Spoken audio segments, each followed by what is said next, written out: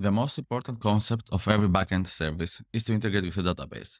And that's what we are going to learn today.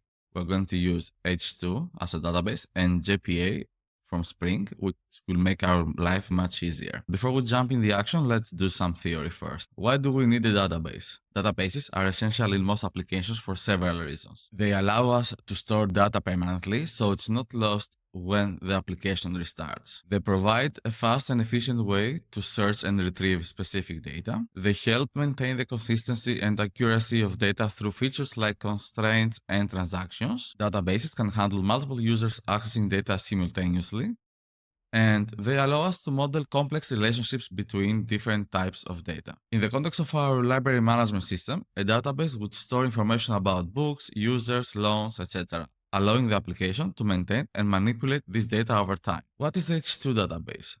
H2 is a lightweight open-source Java SQL database, which can be used as an in-memory or an in-file database.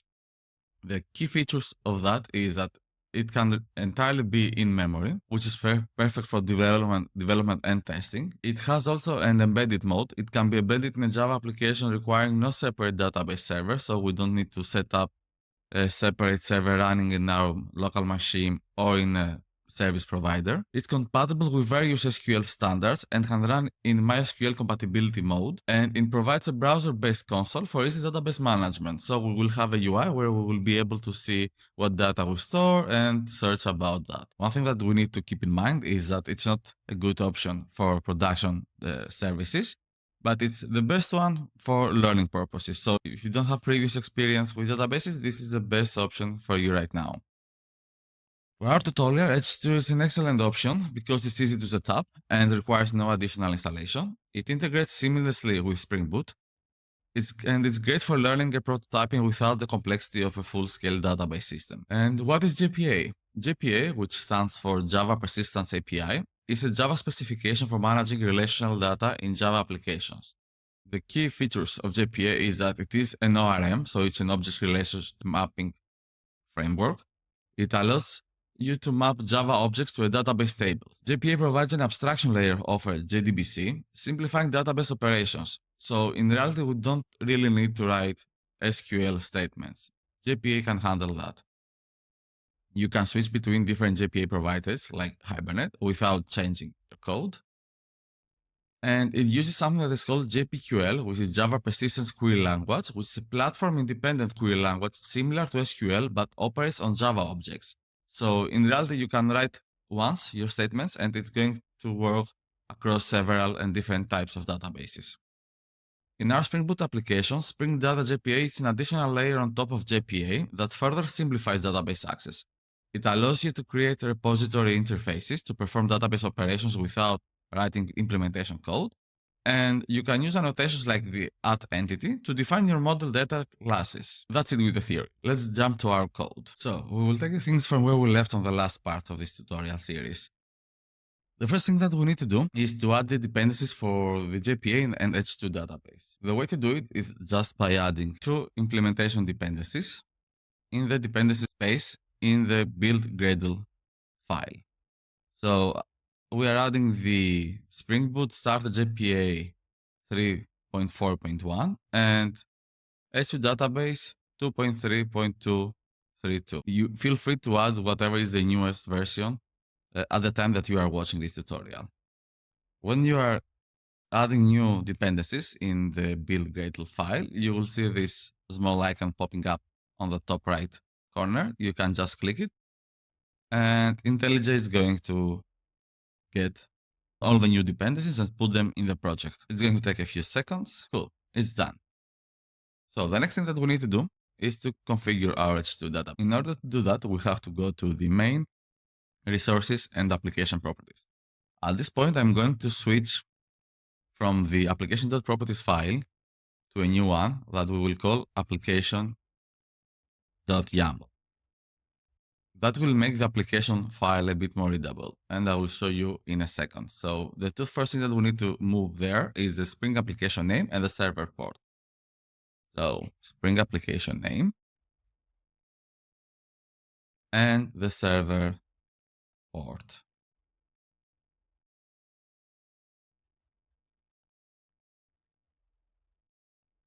So YAML files are a bit more readable from the .properties file. Now we can remove the application.properties, right click, and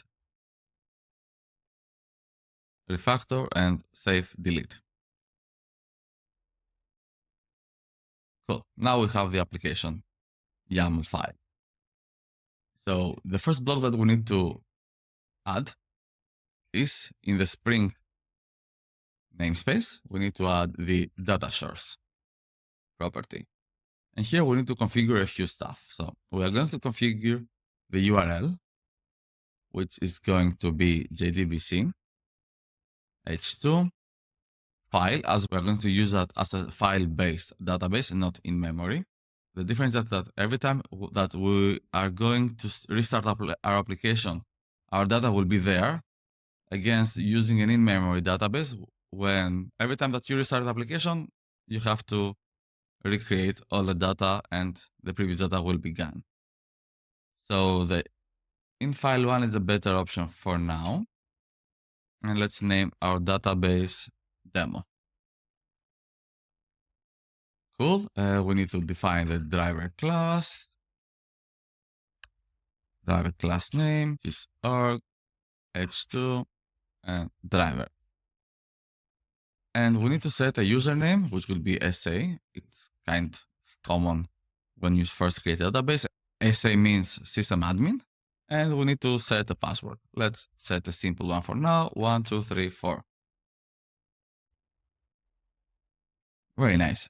Now we need to enable the H2 console, so we will be able to see what data are we storing and what is going on the database, which is a very simple UI, but very useful one. And in order to do that, console enabled true, enabled, nice. And the last thing that we need to configure is JPA. We need to set the database platform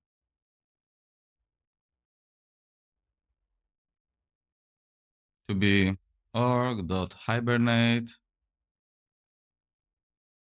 dialect. So now JPA will transform the queries accordingly to the database that we are using. The last thing that we need to do, because we are going to use some initialization for a database, is to set the deferred data source initialization to true. Later we're coming and we will come here and disable this one. Or we can leave it as it is. It doesn't really matter. One more thing that we need to do is to set the SQL init configuration mode to be to always. This one, we will need to switch it back to never or remove it at all after the first initiation that we will do.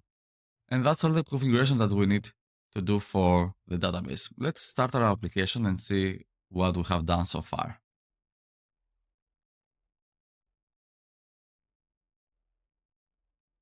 Very nice. You can see that the dialect is already set. We can see that the console is enabled and we can access that by doing /h2 console.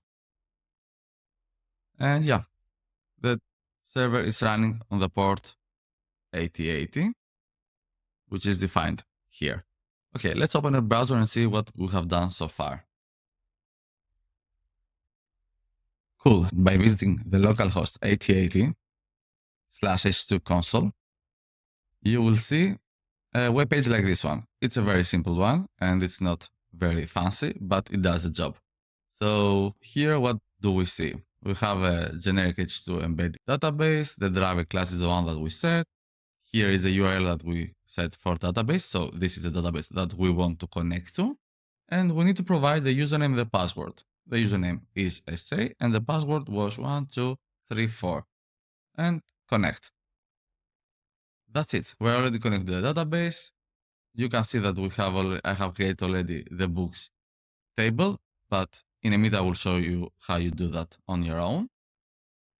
And this is it, right? Very simple.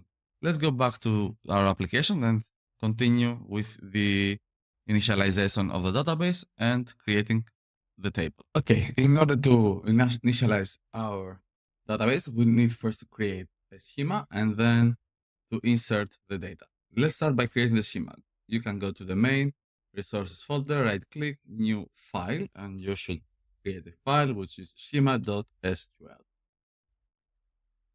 In order to create a table, we need to create a table, can call it books, and in the parentheses, we can enter the columns is ID, int, null,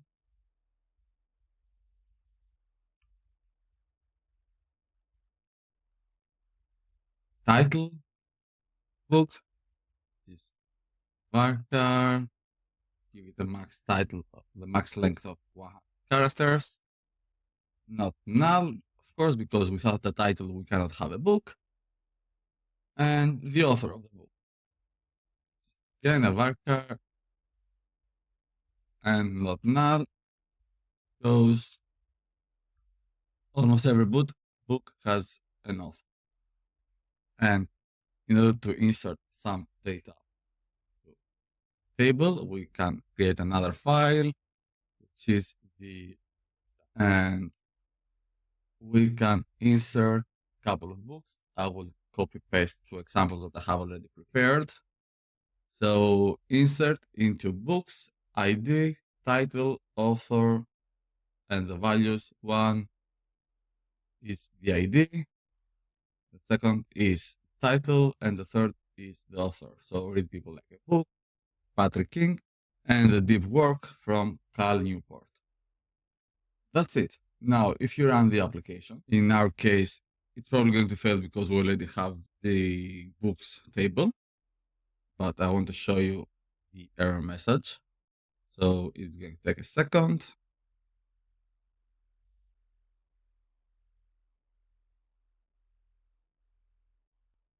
Is it okay? We have an error here because it says that we cannot create a table. Fail to execute the SQL script. It makes sense. Okay, one thing that I forgot here is to add a semicolon in the end. Let's run this again.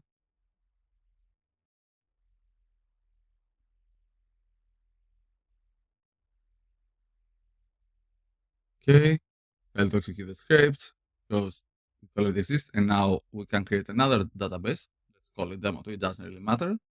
Just experiment with that, and we can run again the application.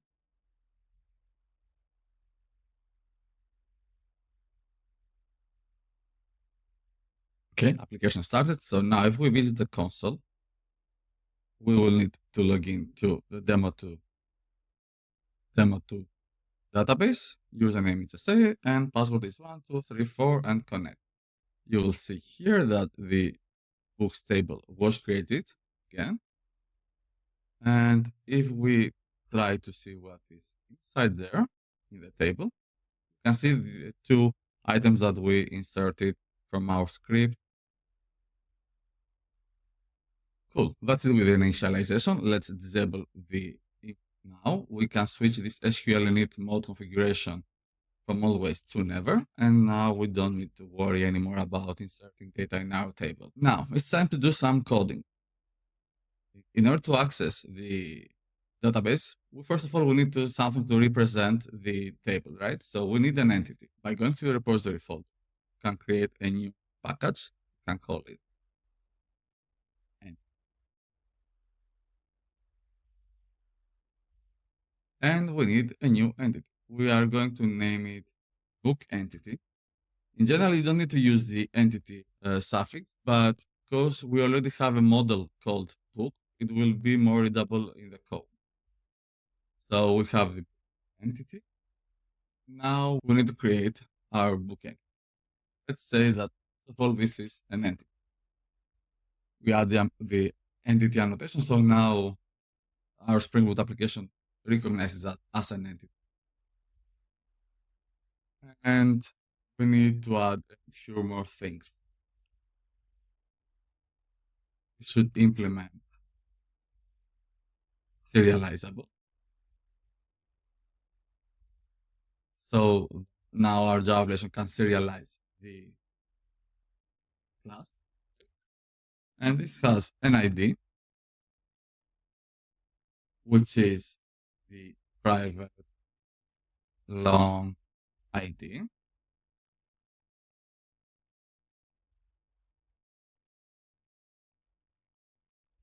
have the title, which is private string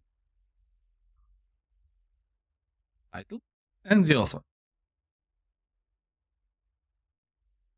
That's it. Now, in order to avoid building and writing all the getters and setters, there are a few cool things that we can create. Can use the builder station. This is in another package called Lombok, so we will need to import that in our dependencies.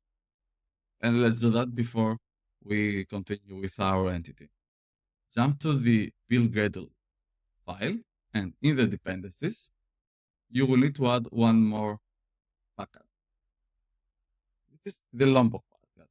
I'm going to copy paste packages here. So Lombok works as a compile only package. So it's going to be used only on the compile time and as an annotation processor. So Java application knows how to process the annotations of Lombok. So for our application now, I will refresh our packages. If you don't know how to find these addresses of the package, you can go to Google Chrome and you can search for Maven Lombok. The first option that you will see is the Maven repository. Let me zoom in it. The Maven repository site. Open that. And in general, you want to use always the latest version, right? So you can click the latest one. And on the Gradle short, if you're using Maven, you can copy paste the Maven, the Gradle short, which is what I usually use. And you can just copy paste this in your project Gradle file. That's it. Now, let's go back to the book entity. Now, builder is going to be used from Lombok. Another thing that we need to do is have all the getters and setters. We need to annotate this also as a table. In general table, you can also set the name of the table if the name of the entity doesn't match. And you need to have constructors. In order to avoid creating these constructors manually, we can use again two other annotations. The no args constructor, which is going to create a constructor that takes no arguments, and one more that is going to create a constructor that takes all properties as arguments. That's it. So with just 3 lines of code and a few annotations, we have built our entity. Let's build our project. Cool, our project is running. One thing that I want to show to you before moving forward is that we don't really get very much magic here. I will show you what these annotations are doing. If you navigate to the build folder, down to the entity and bookend, you will see what is a generated file. This is generated based on our annotation. So, okay, it's a lot of code, which we don't have to write on ourselves, right? And for example, we have the toString method. We have the generated constructors. This is the no argument constructor, and this is the all argument constructor. We have all the getters and setters, and we have also the builder. So this the last one is the builder annotation that generating this part of the code. Going back to the actual implementation. Cool. Now we need to change a bit our repository. We already have that repository, but it's not. A few changes that we need to do here are we need first to switch to an interface, and this interface should extend the JPA repository, which have two types here. The first one is the entity type, in case it's entity, and the type of the primary key event, which is long. That's it. We don't need to write anything. We don't need to implement any method. this JPA repository contains whatever we need at the moment. In a future video, I will show you how to add more functionality on the repository or add some custom queries that do or execute some SQL scripts that the JPA cannot provide. Now, this repository is being used in the service. Here in the service, we need to do a few changes. Let's start. So we don't need any more of these books. We can remove. And we have removed all the imports that are not used anymore. We have the book repository. It's being initiated in the tractor. Nice. Here, the first function that we need to change is the get books. We need to read from the repository, which repository it's reading from the database. You can do that by going to the repository. Say find all. So these are the books in DB. You will see that the IntelliJ is complaining because the type that we need to return is the list of book, which is the model, but the repository has a list of book entity. So the thing that we need to do here is to map from the book entity to the book. At this point, I'm going to show you how we can do that manually. In a future video, I can show you how we can automatically map properties from one object to another. But for learning purposes, I believe that this is much better. These are all books entities. Now, in order to return a list of books, we need to go through each of these book entities, map it to a book, a model book, and add it in an array. So we will have also the result that we will be returning them. It's a new array list of book. This is the model.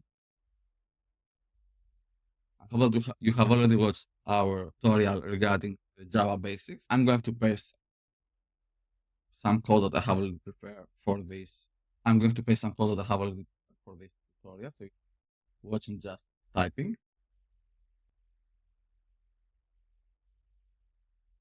And we're going through all the books entities and trying to create a book model. But here the book model is complaining. That is because the book model doesn't have the builder annotation. Can jump back and we can add it.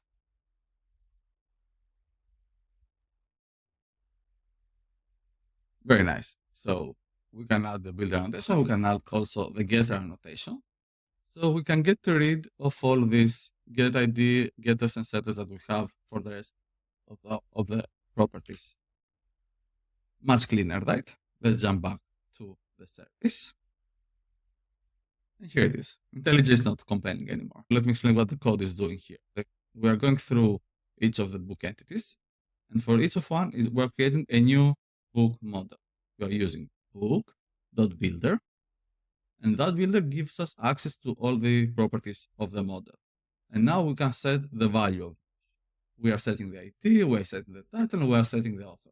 And in the end, we are building. So we are finalizing the build. And we say build. We are adding that to the result. And in the end of this code, we just need to return the result. That's it. Okay, the next one that we need to change is the add function.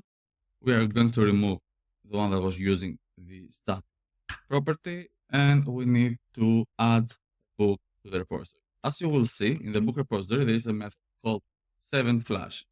This method requires a book entity, and at this point, we don't have one. Similar to above, we need to build book entity. I have already prepared the code. You copy paste that here.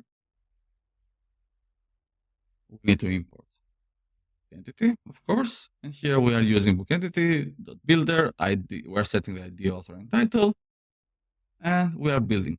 Now we have the big entity, and just by passing this var inside this method, we are done. So we are creating and adding a book in our database.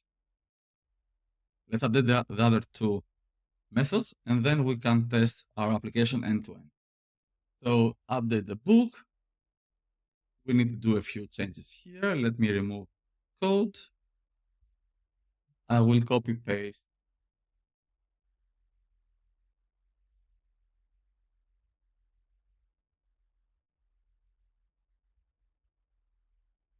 Cool. So the book entity, in order to update a book, we need first to retrieve the book, right? So we are sure that the book that we're updating exists in the database. So book repository has a find by ID method, which is returning an optional of T. So in our case, it's going to return an optional of the book entity, and it's going to search by book ID. This is an optional. Optional, it's a special class in Java that is saying that, okay, the value that you are requesting, so the item that you are requesting, it might exist, it might not exist. It's not a null. It's much easier to work with optional because it contains a few very, very useful functions, like the one that we're using on line 49, the is empty one. So we have the book entity optional, and we're checking if it's empty. So if it's empty, we need to return something that's empty. We are going to avoid returning a null at this point because it's a bad practice, and we are going to return an empty option. For that, we need to change the return type of this function to be an optional of book. So it might return a book, it might not return a book, we don't know. But the user of this class and this function is going to recognize, okay, this is an optional, so I need to check if it's an empty one or not. Moving forward, on line 53 to 58, we are getting the optional. So in case it's a book entity, we know that it's not empty because already checked in line 49. And we get the object from the optional result. We have the book entity, and now we need similarly to build the new object with the existing ID, but the new author and the new title. Now, this depends on the business logics. If the requirements are that, okay, you know what, you cannot change the author or you cannot change the title, you can just ignore one of those two. You can remove it, and then your title will be not editable anymore, but the author will be. For our tutorial, it's good enough, so we're keeping that as it is. We can update both author and title. In the end, we do a save and flash. JPA is going to recognize that we are using an existing ID, so it's going to just update the item in the table. And in the end, we need to return the optional of which will be the updated, which is the one that we gave parameters here. And last one, the delete, which is by far the most easy.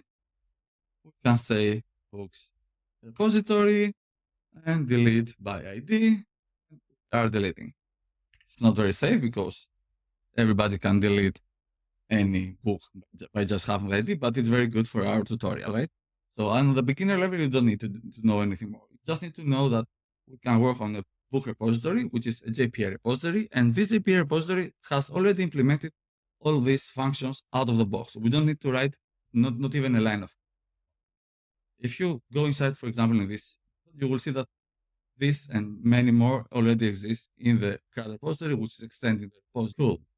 We return the book. Let's fix white space here. And that's all. We see in the IntelliJ that we have a related problem. Let's see what this is.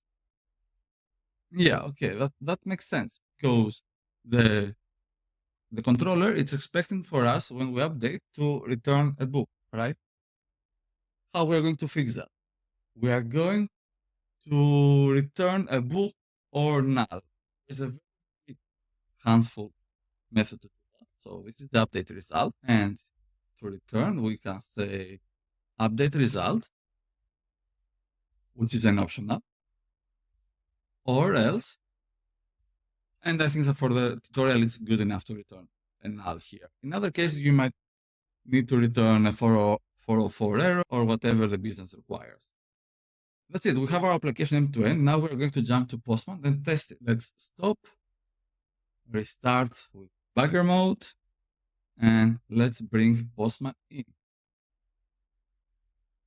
So we have our endpoints already created from our previous tutorial. Let's go. So the get all books, send. Here it is. So these are the books that are in the table, right? That are the two that we initiated. Now let's create a new book. We are going to create a book with ID 3, author Alexander the Deaf, and the title Java and Spring Basics. Nice. send this request. Cool, 200, okay, and this is created. Let's go back to the get all books, and now we expect to get one more, right? And here it is. Now we got another book, the one that we just created, with ID 3, Java and Spring Basics. Let's update the book. Let's see if this works. Title, Java and Spring Basics. Let's do volume 2. It's on the same ID number. Cool, update it, get 200 response code, and by going and getting all the books again, you'll see here the title was updated, right? The author is the same, it's Alexander the Dev, but title was updated to volume 2. Now, let's delete the book. We're going to delete book with ID 3. Book with ID 3 was deleted. Very nice. So we will get the books again. Now the book is not here. Let's add the book one more time. Nice, the book was created. You can prove it by getting the books, and let's restart our application.